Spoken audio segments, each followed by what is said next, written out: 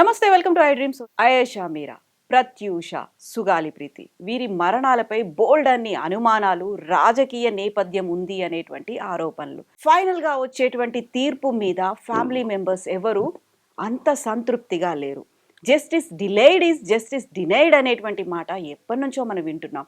ఇది డిలే అయింది అనుకోవాలా, డినే అయిందా?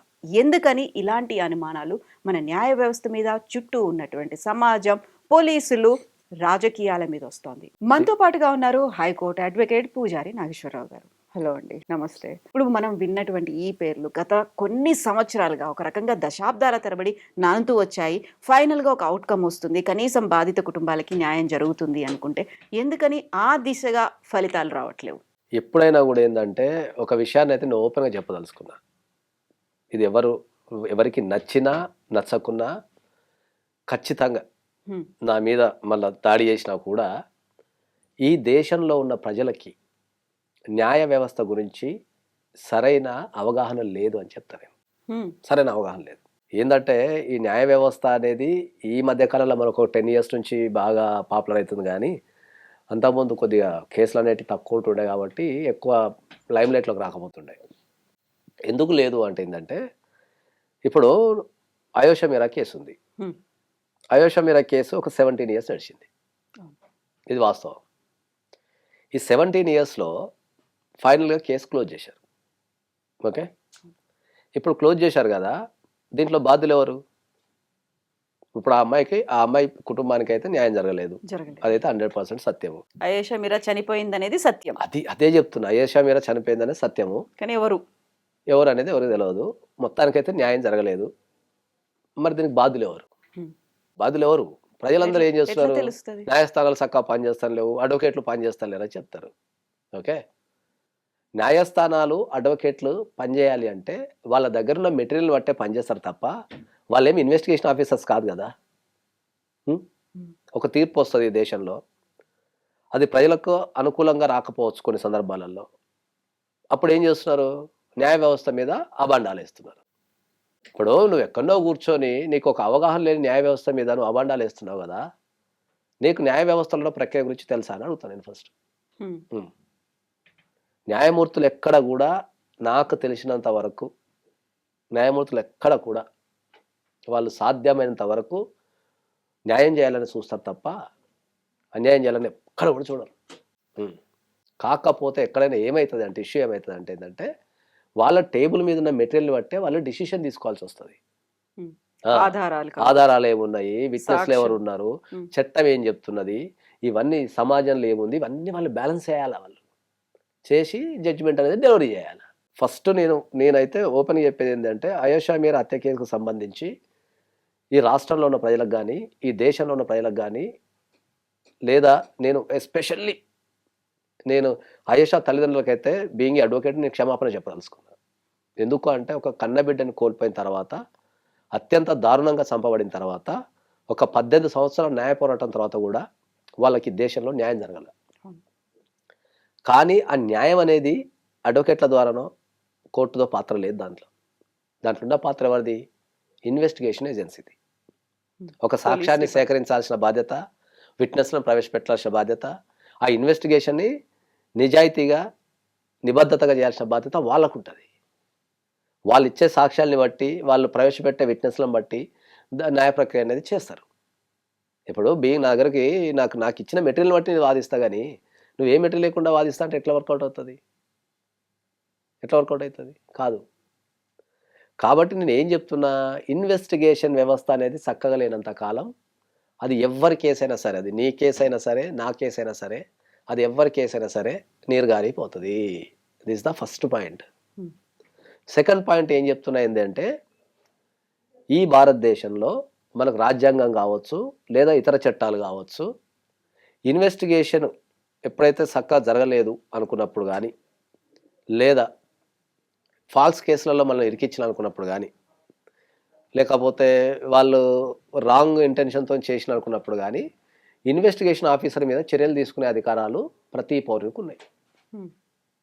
కానీ ఎక్కడన్నా ఒక ఫాల్స్ కేసులో ఇరికించినప్పుడో, లేకపోతే ఫాల్స్ విట్నెసెస్ ప్రవేశపెట్టినప్పుడు, దొంగ కేసులు పెట్టి శిక్షలు వేసినప్పుడు ఇన్వెస్టిగేషన్ ఆఫీసర్ల మీద ఎంతమంది చర్యలు తీసుకుంటున్నారు? హ్మ్. ఈ దేశంలో. మీకు చాలా మంచి ఉదాహరణ చెప్తాను నేను. అయోషా మీరా హత్య కేసే చెప్తాను నేను మీకు. సత్యం బాబు అనే ఒక వ్యక్తిని నేరం చేసిండు అని చెప్పేసి 8 సంవత్సరాలు జైలు శిక్ష వేశారు. 8 సంవత్సరాలు జైలు శిక్ష వేసిన తర్వాత హైకోర్టు ఫైనల్గా అప్పీల్లో అసలు ఈ అబ్బాయికి కేసుకు సంబంధం లేదని చెప్పేసి వదిలేస్తూ నాకు తెలిసినంత వరకు 2.5 లక్షలు కాంపెన్సేషన్ రాశారు 8 ఏళ్ళకి. 8 ఏళ్ళకు. అంటే ఈ దేశంలో ఒక వ్యక్తి అన్యాయంగా ఒక 8 సంవత్సరాలు జైల్లో ఉండి తన జీవితంలో అత్యంత విలువైన సమయాన్ని కోల్పోయి సమాజం చేత 8 సంవత్సరాలు చిత్కరించబడి ఆరోగ్యం ఖరాబ్ చేసేసుకొని కుటుంబాన్ని ఖరాబ్ చేసేసుకొని చేస్తే ఒక అన్యాయమైన కేసులో మరి ఇరికించినప్పుడు పోలీస్ వ్యవస్థ మీద తీసుకున్న చర్యలు ఏమున్నాయి చెప్పండి. సత్యం బాబు తీసుకోగలుగుతారా? 8 సంవత్సరాలు ఆల్రెడీ పోరాడి అలసిపోయిన వ్యక్తి మళ్ళా వ్యవస్థ మీద తిరగబడి పోరాడగలుగుతాడా? 8 సంవత్సరాలలో ఎన్ని చిత్రహింసలు చూసి ఉండొచ్చు, ఎంత నరకవేదన అనుభవించిన ఒక వ్యక్తి మళ్ళా కొత్తగా వెళ్ళిపోయి నేను నాకు అన్యాయం జరిగింది, నాకు కాంపెన్సేషన్ ఇవ్వండి, ₹1 కోటి ఇవ్వండి, 2 కోట్లు ఇవ్వండి, ఒక 5 కోట్లు ఇవ్వండి, లేకపోతే నా జీవితాన్ని తిరిగి ఇవ్వండి అని ఈ వ్యవస్థ మీద పోరాడగలిగే శక్తి ఒక సామాన్యునికి ఉందా ఈ దేశంలో అనేది పాయింట్. మన లీగల్ సిస్టంలో చాలా ప్రొవిజన్స్ ఉన్నాయి. ఎక్కడ తప్పు జరిగినా ఏ వ్యక్తినైనా శిక్షించే లీగల్ ప్రొవిజన్స్, ఎంత స్థాయిలో ఉన్న వ్యక్తినైనా శిక్షించే లీగల్ ప్రొవిజన్స్ చాలా ఉన్నాయి. కానీ ఎందుకు చర్యలు తీసుకోవటం లేదు? వ్యవస్థ మీద నమ్మకం లేక. మన దగ్గర చాలా మంది ఇప్పుడు సత్యంబాబు కేసు తీసుకుంటే నాలంటోడు పోయి కేసు వాదిస్తారా అన్నాం అనుకో, వచ్చే డైలాగ్ ఏముంటుంది అంటే ఆల్రెడీ 8 సంవత్సరాలు తిరిగి జీవితం అంతా ఖరాబ్ చేసుకున్నాం సార్, మళ్ళీ ఇప్పుడు కొత్తగా ఖరాబ్ చేసుకోలేం సార్ అంటారు. ఇప్పుడు అమెరికా లాంటి దేశాలలో సిస్టంలో కనుక ఏమైనా తప్పు జరిగితే గవర్నమెంట్ ఆఫీసర్స్ ఏం తప్పు చేసినా కూడా సామాన్య పౌరులకి ఏమైనా ఇబ్బంది కలిగి గవర్నమెంట్ ఆఫీసర్లు ఏం తప్పు చేసినా కూడా సామాన్య పౌరునికి భారీ మొత్తంలో కాంపెన్సేషన్ ఇస్తారు. మొన్న లేటెస్ట్ గా ఒక అమ్మాయి చనిపోతే 2,263 కోట్లు కాంపెన్సేషన్ కింద ప్రకటించింది. అది ఎవరు ఇచ్చిన కొద్దిగా పక్కన పెడితే భారతదేశంలో సాధ్యమేనా? మరి నువ్వు ఫైనాన్షియల్గా ఇవ్వవు, జీవితాలన్నీ ఖరాబ్ చేసి కుటుంబాలన్నీ నాశనం అయిపోతుంటే ప్రజలకు సామాజిక స్పృహ ఉండాలా, ఏది మంచి ఏది చెడు తెలుసుకోవాలా. న్యాయమూర్తుల ఎప్పుడైనా కూడా మేము ఎదుర్కొనే అతిపెద్ద సమస్య ఏంటంటే ఎక్కడ అన్యాయం జరిగినా ఎక్కడ న్యాయం జరగకపోయినా ప్రజలకు నచ్చని తీర్పు వచ్చినా దాంట్లో అత్యధికంగా బ్లేమ్ అయ్యేది అడ్వకేట్లు, న్యాయమూర్తులే. వీళ్ళందరికీ తెలియని విషయం ఏంటంటే న్యాయమూర్తి అయినా అడ్వకేట్ అయినా తన చేతిలో ఉన్న ఆధారాల ప్రకారం వాదించి కేసును గెలవటానికి ప్రయత్నించడమో న్యాయం చేయటమో చేస్తారు తప్ప ఏ జడ్జి కూడా ఆయేషా మీరా హత్య కేసుని క్లోజ్ చేయాలనుకోడు. అనుకోవాల్సిన పరిస్థితి వచ్చింది అంటే అక్కడ సాక్ష్యం లేనప్పుడు రాయనికి రాదు. ఒక జడ్జిమెంట్ రాయాలి అంటే దాంట్లో కంపల్సరీ జస్టిఫికేషన్ ఇవ్వాలి. అందరు నన్ను అడుగుతారు, చాలా మంది అడుగుతారు ఏమని, సార్ దొంగతనం చేస్తే అప్ టు 7 సంవత్సరాల వరకు జైలు శిక్ష, అప్ టు 7 సంవత్సరాల వరకు జైలు శిక్ష లేదా ఫైను లేదా 2 వేయచ్చు అంట కదా సార్. ఈ అప్ టు 7 సంవత్సరాల వరకు అంటే జడ్జి ఇష్టం ఉన్నది రాసుకుంటాడు కదా సార్, 6 నెలలైనా రావచ్చు అంటాడు కదా సార్ అంటాడు. కానీ అది కరెక్ట్. ఎందుకంటే అది జస్టిఫికేషన్. ఆ దొంగతనం ఎందుకు జరిగింది, దాని ఉద్దేశం ఏముంది, వాడు ఆకలి కోసం దొంగతనం చేసిండా, అలవాటు కోసం దొంగతనం చేసిండా, లేకపోతే వాడు ఫైనాన్షియల్గా ఎదగటానికి దొంగతనం చేసిండా, ఆ దొంగతనం వల్ల ఇబ్బంది పడ్డ వ్యక్తులు ఎవరు, ఆ దొంగతనం వల్ల ఆర్థిక వ్యవస్థ కుప్పకూలిపోయిందా, ఎంతమంది ప్రజలు ఎఫెక్ట్ అయ్యారు, ఆ దొంగతనం వల్ల ఏం జరిగింది, ఇవన్నీ బ్యాలెన్స్ చేసిన తర్వాతనే దాన్ని క్వాంటమ్ ఆఫ్ సెంటెన్స్ అంటాం. అంటే ఎంత ఇయ్యచ్చు వీళ్ళకి అని చెప్తాం. దాన్ని విచక్షణాధికారం అంటాం దాన్ని. అంటే అది కరెక్ట్, దాన్ని కొలవాలా, కొలిసి దాన్ని జస్టిఫికేషన్ కూడా ఇవ్వాలా. నేను ఇంత ఎందుకు వేస్తున్నా జడ్జి, ఈ 6 నెలలు ఎందుకు వేస్తున్నా శిక్ష అనేది కూడా రాయాలా. అక్కడ ఏం మెటీరియల్ లేకపోతే మనం ఎట్లేస్తాం. నాతో నేను పర్సనల్గా మాట్లాడుతుంటే నాకు 2-3 క్లయింట్స్ నాతో డైరెక్ట్ అన్నారు, ఏం పని చేస్తున్నాయి సార్ కోర్టులో, ఆయేషా మీరని అట్లా నిర్దాక్షిణ్యంగా చంపేస్తే కేసు కొట్టేస్తారా సార్ అన్నారు. కోర్టు పాత్ర ఏముంది అందులో? నాకు ఇచ్చిన డాక్యుమెంట్ నాకు ఇచ్చే కోర్టు అయితే పోయి ఎంక్వైరీ చేయదు కదా, కోర్టు అయితే పోయి సాక్ష్యాలు సేకరించదు కదా. అది చేయాల్సిన డ్యూటీ ఏజెన్సీది, ఇన్వెస్టిగేషన్ ఏజెన్సీ. ఎవరు ఉంటే వాళ్ళు. కొన్ని సందర్భాల్లో ఇన్వెస్టిగేషన్ ఏజెన్సీ పోలీసు వాళ్ళు ఉంటారు, కొన్ని సందర్భాల్లో ఇన్వెస్టిగేషన్స్ సిబిఐ ఉంటుంది, కొన్ని సందర్భాల్లో సిఐడి ఉంటుంది, కొన్ని సందర్భాల్లో ఈడీ ఉంటుంది, రకరకాల డిపార్ట్మెంట్లు ఉంటాయి. ఆ డిపార్ట్మెంట్లో వాళ్ళు శిక్షణ పొంది ఉంటారు. ఒక కేసు వస్తే ఎట్లా స్పందించాలా, దాన్ని ఎట్లా సేకరించాలన్నది వాళ్ళు హైలీ ట్రైన్డ్ అయి ఉంటారు కాబట్టి, వాళ్ళు సేకరించుకొని వాళ్ళు కరెక్ట్ కోర్టుకు సమర్పిస్తే దాన్ని బేస్ చేసుకొని కోర్టు ఫంక్షనింగ్ చేస్తది. ఇప్పుడు మనం చూసే కేసుల్లో కొన్ని హై ప్రొఫైల్ కేసులుంటాయి. కొన్ని సంచలనం కలిగించే కేసులుంటాయి. వాటిలో ఎవరు ఏం జరిగింది అనేది ఐడెంటిఫై చేయడానికి సిట్ ఏర్పాటు చేస్తారు. కమిటీలను ఏర్పాటు చేస్తారు. అక్కడ ఏర్పాటు చేసింది రిపోర్ట్స్ ప్రాపర్‌గా ఇవ్వట్లేదా? వాళ్ళ మీద ఏమన్నా పొలిటికల్ ప్రెషర్ ఉంటోందా? లేకుంటే కాంప్రమైజ్ అవుతున్నారా? బాధిత కుటుంబాలు మాత్రం ఇప్పటికీ ఎదురు చూస్తూనే ఉంటారు. ఇన్నేళ్లు గడిచిపోయిన తర్వాత 15 ఏళ్ళు, 18 ఏళ్ళు గడిచిపోయిన తర్వాత ఆ టైంలో సేకరించినటువంటి సాక్ష్యాలో, ఆధారాలో ఉండరు కదా! ఉండవు కూడా కొన్ని చెరిగిపోతాయి. ఏం జరుగుతుంది? ఇప్పుడు అయోష మీనా హత్య కేసు జరిగింది అదే కదా! హ్మ్. ఇప్పుడు ఓ 10 ఇయర్స్ తర్వాతనో, 15 ఇయర్స్ తర్వాతనో సీబీఐకి ట్రాన్స్‌ఫర్ చేస్తే సీబీఐ ఏం చేయగలుగుతది? హ్మ్. ఎప్పుడో ఒక జరిగిన సంఘటన. అక్కడ సాక్ష్యాలు మాయమైపోయి ఉంటాయి. వ్యక్తులు మారిపోయి ఉంటారు. కొంతమంది చనిపోయి ఉంటారు. అవును. ఓకే. వాళ్ళ భయం ఉండుంటది. చెప్పలేరు. కొన్నిసార్లు మర్చిపోయి కూడా మర్చిపోయి ఉండొచ్చు. ఉంటారు. ఎక్కడో వెళ్ళిపోయి ఉంటారు. ఇవన్నీ ఇష్యూస్ ఉన్నాయి దీంట్లో. సో, ఇష్యూస్ ఉన్నప్పుడు ఉన్న సాక్ష్యాధారాలను బేస్ చేసుకునే కోర్టు రిపోర్ట్ ఇయ్యాల్సి వస్తది తప్ప, లేని దాని మీద ఎక్కడి నుంచి ఇస్తది? న్యాయస్థానాలు ఇచ్చే ఏ తీర్పులను కూడా ఎవరు తప్పు పట్టడానికి లేదని చెప్తా నేను. హ్మ్. హ్మ్. మీకు చట్టం అర్థం కాకపోయి ఉంటది తప్ప, ఒక జడ్జిమెంట్ డెలివరీ చేసే ముందు జడ్జి పలు రకాలుగా ఆలోచించి చట్టాన్ని బ్యాలెన్స్ చేయాలా, తర్వాత ప్రజల్ని బ్యాలెన్స్ చేస్తూ ఒక జడ్జిమెంట్ డెలివరీ చేసేటప్పుడు దాన్ని ఒక బాధ్యతగా, ఒక నిబద్ధతతో డెలివరీ చేస్తారు. ఓకే. ఎవరు కూడా ఏ జడ్జి కూడా ఎవరికి అన్యాయం చేయాలనుకోరు. 99% న్యాయమే చేయాలనుకుంటారు.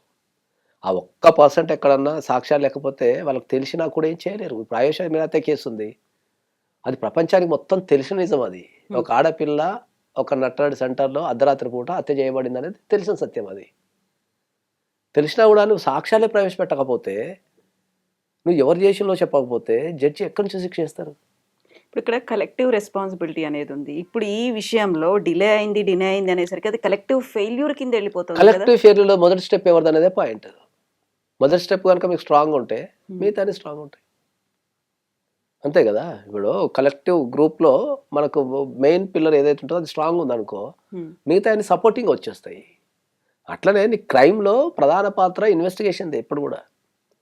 90% పాత్ర ఇన్వెస్టిగేషన్‌దే. ఆ! మీకు నన్ను జనరల్‌గా ఒక విషయం చాలామంది అడిగిర్రు. ఏమని అంటే, క్రైమ్ జరిగినప్పుడు హ్మ్. పోలీసు వాళ్ళు చాలా ట్రైన్డ్ ఉంటారు కదా! ఓకే. మరి అన్ని సాక్ష్యాలతోని వాళ్ళు కోర్ట్‌లో చాలా పడికిబందిగా ప్రవేశపెడతారు కదా! మరి ఎక్కువ కేసులు ఎందుకు ఓడిపోతున్నారు? హ్మ్. అనేది ఒక క్వెషన్ జనరల్‌గా. అది చాలా మంది అడుగుతుంటారు నన్ను. అన్నప్పుడు పోలీసు వాళ్ళు ఎప్పుడు కూడా ఎక్కువ శాతం నేరం ఏం జరిగింది? సాక్షులెవరు? ఓకే. అనే దాని మీదనే అంటే ఈ విట్‌నెస్‌లని లేకపోతే ఆధారాలని సేకరించి ఆ కనెక్టింగ్ డాట్స్ కలిపి పెడతారు తప్ప, హ్మ్. ఇది కోర్ట్‌లో ప్రూవ్ చేయటానికి కావాల్సిన చర్యల మీద అంటే అందరికి అర్థమయ్యే భాషలో ఏందంటే వాళ్ళకు బిఎన్ఎస్ మీద ఎక్కువ ఉంటది. ఐపీసీ మీద ఎక్కువ నాలెడ్జ్ ఉంటది. హ్మ్. సీఆర్‌పీసీ మీద ఎక్కువ నాలెడ్జ్ తక్కువ ఉంటది. ఓకే. పోలీసు వాళ్ళు ఎక్సర్సైజ్ చేసేది ఐపీసీ. కలెక్టింగ్‌లో ఉంటదక్కడ. పోలీసు వాళ్ళు ఎక్కువ చదివేది ఐపీసీ. అడ్వకేట్ చదివేది సీఆర్‌పీసీ. హ్మ్. ఆ! సో రెండిటికి కోఆర్డినేషన్ కుదరట్లేదక్కడ. అదే అంటున్నా. వాళ్ళెప్పుడు గూడా ఎవిడెన్స్ ఇప్పుడు ఎవడన్నా కత్తి పట్టి పొడిచిండనుకో, ఆ కత్తి ఎట్లా సేకరిద్దాం? హ్మ్. ఆ కత్తి ఏడ దొరుకుతదని ఆలోచిస్తారు అంతే ఆళ్ళు. ఎందుకంటే పొడిచిండంటే ఏం కావాలే? కత్తి కావాలే. ఆ! అడ్వొకేట్ ఏం చేస్తాడు? ఆ ఉన్నటువంటి కత్తి పాత్ర ఎంతుంది? అది ఎక్కడ సేకరించిల్లు? ఎందుకు సేకరించిల్లు? అసలది ఎంత మందం గుచ్చకపోయింది? మరి ఈ కత్తి ఇక్కడ ఎంతుంది? అక్కడ 2 సెంటీమీటర్ల గాయమైతే కత్తి ఇంత పొడుగుంది గదా! ఎట్లా గాయమైంది? ఇదంతా సీఆర్‌పీసీ. ఇక్కడ పోలీసు వాళ్ళ డ్యూటీ ఎంతవరకు ఉంటదంటే ఏందంటే, అరే! కత్తితోని పొడిచిండు కదా! కత్తి తీసుకొచ్చి ఆడ పెడతాం అంటారు. ఎప్పుడైనా గూడా కలెక్టివ్‌లో గూడా ఏమైతదంటే సింగిల్ పర్సన్ ఏదో ఒక మెయిన్ పిల్లర్ ఉంటది. ఆ పిల్లర్ గనుక ఒక్కళ్ళు గట్టిగా పని చేయగలిగితే, మిగతా వ్యవస్థ అంతా సెట్ అయిపోతది. అది ఫస్ట్ పాయింట్. హ్మ్. రెండోది మీరొక మాట చెప్పారు నాకు ఇంతకుముందు.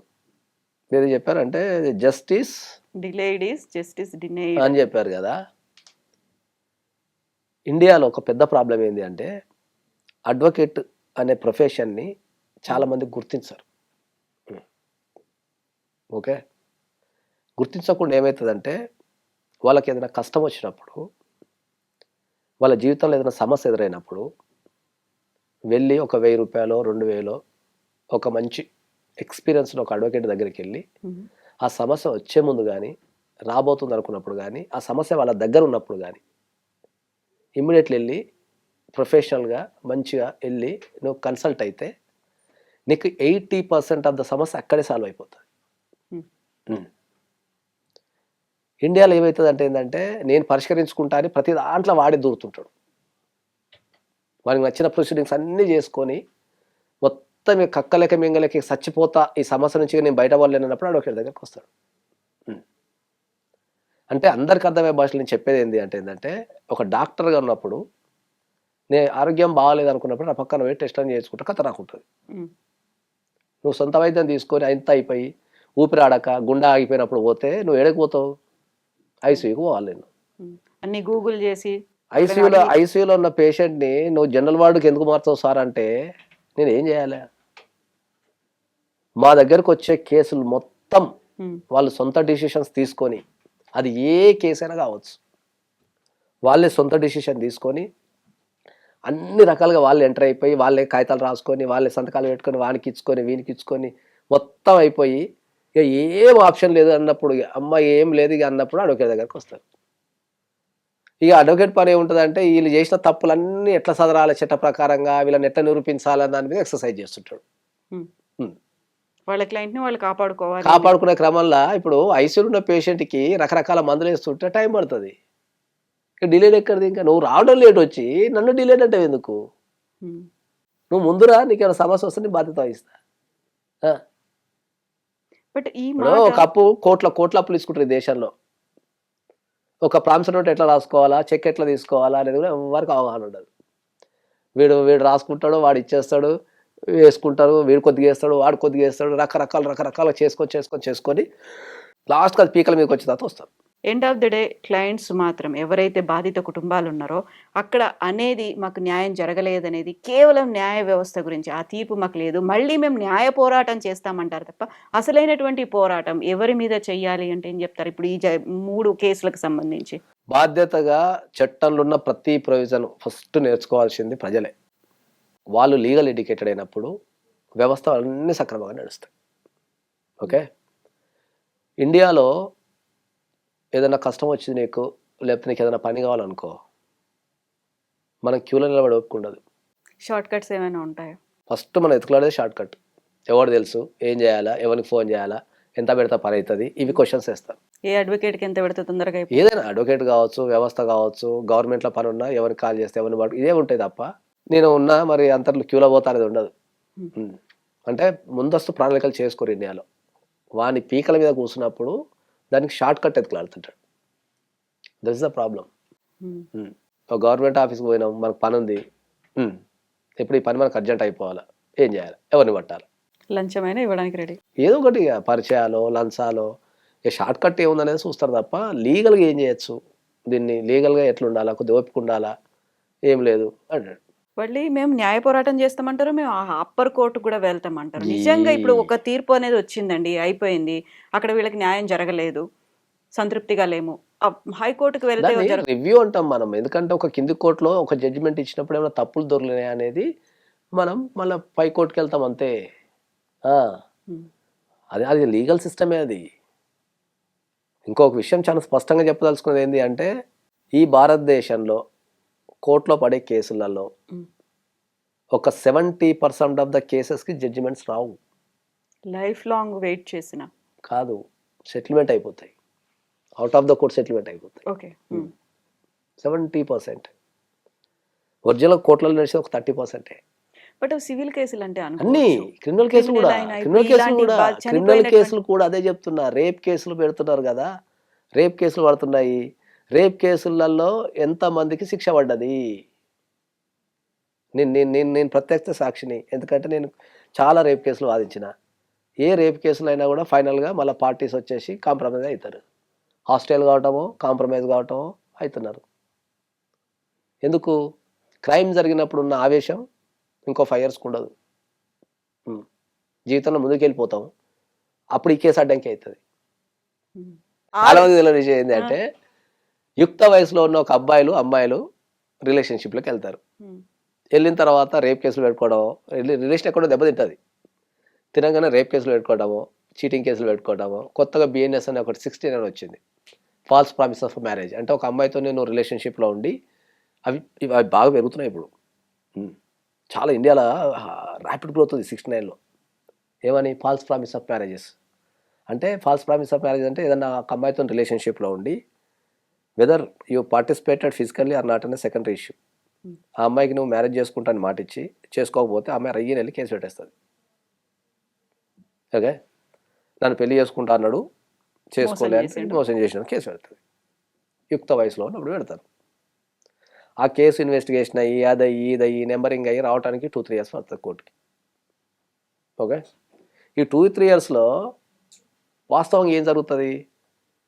ఎవరైతే కేసు పెట్టిన అమ్మాయి జీవితంలో ముందుకు వెళ్ళాల్సిందే కదా. కెరీర్ ఉంటుంది, ఫ్యామిలీ ఉంటుంది, మళ్ళీ మ్యారేజ్ చేసుకోవాల్సి వస్తుంది. చివరి వెళ్ళిపోతుంటారు వీళ్ళు. ఇంకా ఈ కేసు కోసం ఆగలేరు కదా, లైఫ్ని ఆపుకోలేరు కదా. ఈ కేసు తీరా ట్రయల్కి వచ్చే టైంకి వీళ్ళు ఎక్కడో సెటిల్ అయిపోయి ఉంటారు, లేకపోతే కోర్టుకు రారు. ఎందుకంటే కోర్టుకు వచ్చినప్పుడు ఇబ్బందికరమైన క్వశ్చన్స్, క్రాస్ ఎగ్జామినేషన్ అడగాల్సి వస్తుంది కాబట్టి అవన్నీ కోర్టులో రికార్డ్ అవుతాయి కాబట్టి విట్నెస్లు రారు. అప్పుడు అందరికీ తెలిసిపోతుంది కాబట్టి చాలా కేసులలో పెళ్ళి అయిపోయిన తర్వాత భర్తకు తెలిసిపోతే రానివారు, మళ్ళీ ఇదేం కేసు అంటారని చెప్పేసి చాలామంది పెట్టినప్పుడున్న ఆవేశము, రిలేషన్షిప్ కేసులలో పెట్టినప్పుడున్న ఆవేశము ఇంకో 3 yearsకో 4 yearsకో 5 yearsకో ఉండదు. అవి మ్యాక్సిమం కోర్టులలో హాస్టల్ చేయటం కానీ లేకపోతే కాంప్రమైజ్ కానీ అవుతున్నాయి. మరి భారతదేశంలో పెట్టిన ప్రతి కేసు కనుక జడ్జిమెంట్ రావాలి అనుకుంటే ఇంటికి ఒక కోర్టు పెట్టాలి. 70% of the cases either criminal or civil or any type of cases, rental cases కావచ్చు, బ్యాంక్ కేసెస్ కావచ్చు, ఎనీ కేసెస్, నీకు చెక్ బౌన్స్ కావచ్చు, అన్ని 70% ఆఫ్ ద కేసెస్ సెటిల్మెంట్కి అయిపోతాయి అవుట్ ఆఫ్ ద కోర్ట్. తిరగలేకనో వాళ్ళ జీవితాలలో చేంజెస్ వచ్చో, ఓకే, లేకపోతే వాళ్ళు ఇప్పుడు మైగ్రేషన్ పెరిగిపోయింది బాగా. ఇప్పుడు అతిపెద్ద సమస్య ఏంటంటే మైగ్రేషన్ పెరిగిపోయింది. మైగ్రేషన్ పెరగటం అంటే ఏంది? ఇప్పుడు 10th క్లాస్ దాటితే ఇంటర్మీడియట్ ఒక దగ్గర, డిగ్రీ ఒక దగ్గర, జాబ్ ఒక దగ్గర అవుతుంది. ప్రపంచవ్యాప్తంగా చదువులు కూడా ఒక దగ్గర అయిపోయినాయి. అంటే కీప్ ట్రావెలింగ్ అయిపోతున్నది. సో ఇప్పుడు ఎంగేజ్లో ఉన్నప్పుడు పెట్టిన కేసు రపకన్న అమెరికా వీసా వచ్చో లేకపోతే యూకే వీసా వచ్చో జాబ్కో దేనికో వస్తే నువ్వు కేసీఆర్ రన్ చేస్తావు. సో 70% ఆఫ్ ద కేసెస్ నీకు ఇండియాలో అవుట్ ఆఫ్ ద కోర్టే కాంప్రమైజ్ అవుతాయి. కరెక్ట్ జడ్జిమెంట్లు వచ్చి 30%. ఆరుషి తల్వార్ కేసు విన్నాం, సనందా పుష్కర్ కేసు విన్నాం. ఆ తెలుగు రాష్ట్రాలకు సంబంధించి ఈ 3 కేసులు. ఈ ఆరుషి తల్వార్ కేసు అయితే అసలు ల్యాండ్ మార్క్ కేసు. అది దశాబ్దాల తరబడి అసలు ఏమైంది తెలియదు, మాయమైపోయారు, అంటే చనిపోయారు. ఎక్కడైనా కూడా ఇన్వెస్టిగేషన్ మేడం, సింపుల్ అంతే. ఇంకా ఎక్కడైనా కూడా అక్కడ నుంచి అవుట్కమ్ అనేది ఒక ఫైనల్ గా ఎస్ వీళ్ళ వల్ల తప్పు జరిగింది, ఇన్వెస్టిగేషన్ అది రాదా? ఇంకా ఇన్వెస్టిగేషన్ అక్కడ చక్కగా చేయకపోతే అంతే, సాక్ష్యాలు చక్కగా సేకరించకపోతే అంతే. కోర్టుకు కావాల్సిందే సాక్ష్యాలు, విట్నెస్లు. అవి నువ్వు ఎంత ఖతర్నాక్గా ప్రవేశపెడితే నీకు అంత ఖతర్నాక్గా శిక్ష పడుతుంది. ఇప్పుడు మన దేశంలో ఇన్వెస్టిగేషన్లో కూడా సమస్య ఏముంది? తక్కువ మంది పోలీసులు, కేసులు ఎక్కువ ఉన్నాయి. వాళ్ళు కూడా పాపం పోలీసు వాళ్ళు కూడా రెస్ట్ లేకుండా రాత్రనక పగలనక. ఇప్పుడు హైదరాబాద్ లాంటి పోలీస్ స్టేషన్లలో ఎన్ని పనులు చేస్తారు వాళ్ళు? ట్రాఫిక్ చూడాలా, ఓకే, విఐపీలు వస్తారు, రోజు ఫంక్షన్లు ఉంటాయి, పెద్ద పెద్ద కార్యక్రమాలు ఉంటాయి, థియేటర్లు, షాపింగ్ మాల్స్, ఇంటెలిజెన్స్ వ్యవస్థ, క్రైమ్ విపరీతంగా పెరిగిపోతుంది. రెస్ట్ లేదు పోలీసు వాళ్ళకి. వాళ్ళు కూడా ఏమైనా ఇన్వెస్టిగేషన్ చేస్తారు. అట్లా ప్రతిదీ ఏమైందంటే ఓవర్ అయిపోయింది. దానికి తగ్గ ఇన్ఫ్రాస్ట్రక్చర్ లేదు, ఇన్ఫ్రాస్ట్రక్చర్ డెవలప్మెంట్ లేదు. ఇన్ఫ్రాస్ట్రక్చర్ డెవలప్మెంట్ లేదు అంటే మళ్ళీ ఏంది ప్రాబ్లము? ట్యాక్స్ లేదు, అన్ని ఇంటర్లింక్డే. భారతదేశంలో ఎంతమంది ట్యాక్స్ కడుతున్నారు? ఒరిజినల్ ట్యాక్స్ ఎంత కడుతున్నారు? That is the point. నువ్వు చేసే ప్రతి ట్రాన్సాక్షన్ మీద గవర్నమెంట్ ట్యాక్స్ ఎందుకు చేస్తానంటే ఇన్ఫ్రాస్ట్రక్చర్ డెవలప్మెంట్ చేస్తానికి. మేము కట్టే ట్యాక్స్లు ఏమో సరిపోవు గవర్నమెంట్కి. నేను అలాంటి కట్టే ప్రతి ఒక్కరు అడగడు.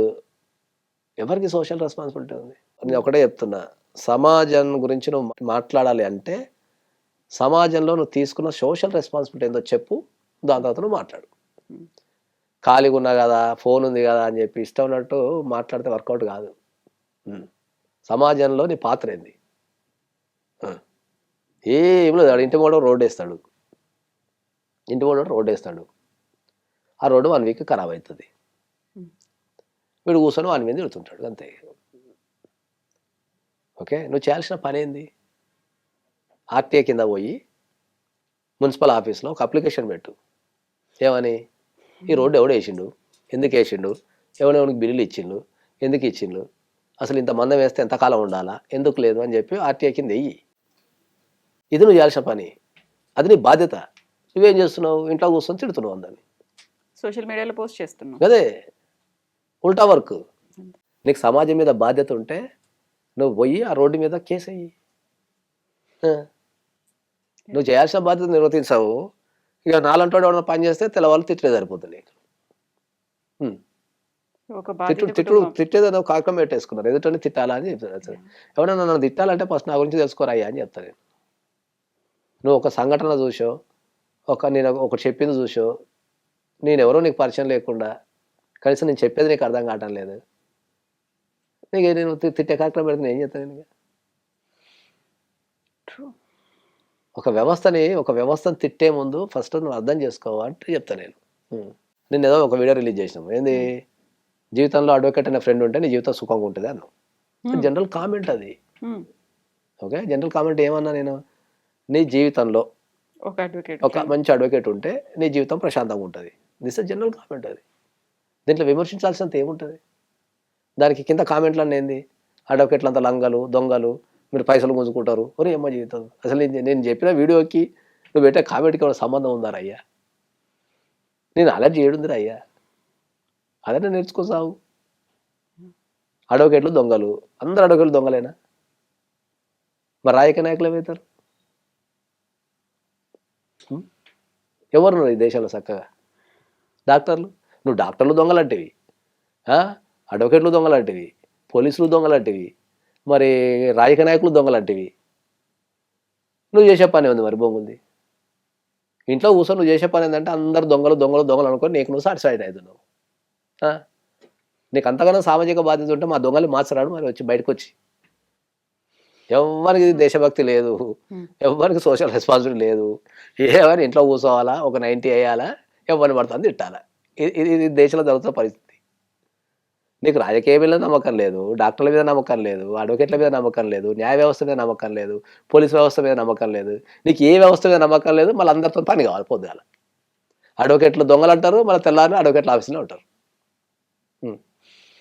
సో కొన్ని హార్డ్ హిట్టింగ్ రియాలిటీస్ ఉంటాయి. అది ఇది వాస్తవం. మనము ప్రజలకు సోషల్ బాధ్యత ఉన్న దేశాలు టాప్ మోస్ట్ పొజిషన్కి వెళ్తాయి. నువ్వు చూసే వీడియో ఏంది, నువ్వు పెట్టే కామెంట్ ఏంది, అసలు నీకేం సోషల్ రెస్పాన్సిబిలిటీ ఉంది? కనీసం నేను కనీసం ఒక నలుగురికి చట్టాన్ని నేర్పుతున్నా, నలుగురికి సాయం చేస్తున్నా, నా వల్ల 100 మంది కుటుంబాలు బతుకుతున్నాయి, ఎంప్లాయ్మెంట్ ఇచ్చిన. అరే అమ్మ జీవితం అసలు ఎవడు అందరూ దొంగలైతే ఇప్పుడు అది సినిమా పేరు అందరూ దొంగలని పెడితే కథ రాకూడదు. నువ్వు ఏ ప్రపంచం నమ్మకపోతే ఏం చేస్తా నేను? నాకు అదే అనిపించింది. ఇప్పుడు డాక్టర్ గురించి మాట్లాడితే డాక్టర్ దొంగలు సార్ అంటున్నారు. సరే పోనీ అమ్మ ఇది ఎందుకు లేదు, డాక్టర్ దొంగలు అన్నారు కదా అని చెప్పి పాలిటిక్స్కి పోతే వాళ్ళు దొంగలే అంటున్నారు. సరే వీళ్ళన్నారు కదా పోలీస్ స్టేషన్కి వెళ్తే వాళ్ళు దొంగలే అంటున్నారు. పోనీ ఏమన్నా నా ప్రపంచం నన్ను దొంగలే అంటున్నారు. అంటే నువ్వు అందరు దొంగల మధ్యలో బతుకున్నావు అంటారు లాస్ట్కు.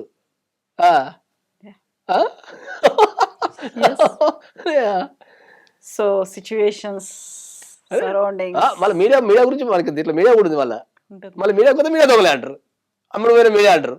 జీర్ణించుకోవాలి. లేదు, అది ప్రజలను నేర్చుకోవాలా. నువ్వు ఒక్క ఇంట్లో కూర్చొని నువ్వు మంచిని ప్రోత్సహించని చెప్తా నేను. నువ్వు గలీజ్ వీడియోలు ప్రోత్సహిస్తున్నావు. ఏ వీడియోలు వస్తున్నాయి మీకు? ఏ వీడియోలు చూస్తే అయితే నాకు అసలు సమాజం ఏడిపోతుంది అర్థం కావట్లేదు. ఏ టెక్నాలజీ అనేది ఊర్లో కూర్చున్నాడు కూడా వాడుతున్నాడు. వానికి ఏ థాట్ వస్తే దాంతో ఒక వీడియో చేస్తున్నాడు, సమాజంలో పెట్టేస్తున్నాడు. అది ఎంతమంది చూస్తారు? మరి సామాజిక పౌరుని కింద ప్రతి ఒక్కరికి ఎందుకు బాధ్యత లేదు? ఒక గలీజ్ వీడియో మరి ఇది ఎంతమంది పిల్లల జీవితాలని కానీ యువకుల జీవితాలని కానీ నీకు ఖరాబ్ చేస్తున్న సామాజిక బాధ్యత ఎందుకు లేదు? అండి, థ్యాంక్ యూ.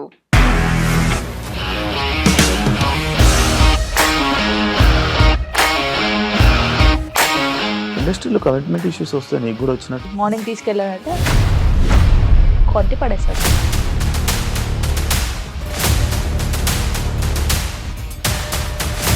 ఒక్కళ్ళు కూడా చూడలేదు ఈ సినిమా అని చెప్పడానికి కూడా చాలా ధైర్యం కావాలి. అది నిజం కదా, దాంట్లో ధైర్యం ఏంటి? నెక్స్ట్ డే ప్లేట్ మార్చేస్తే తప్పు కదా. As of now we are comfortable this అని నేను అనుకుంటున్నాను. రష్మిక గారిది మీది ఒకే ఊరు అంట కదా? నీకు కోపం వచ్చిందంటే బాగా తిట్టేత్తరా? తిట్టేద్దామండి. నిజంగా గేమ్ ని ఎలా చేంజ్ చేయగలిగారు? ఏపీఎస్ఎఫ్సి వాళ్ళకి 6 నెలల్లో నేను 6 లక్షలు కట్టా. బిజినెస్ చేయాలనుకుంటే it is as difficult as riding a tiger.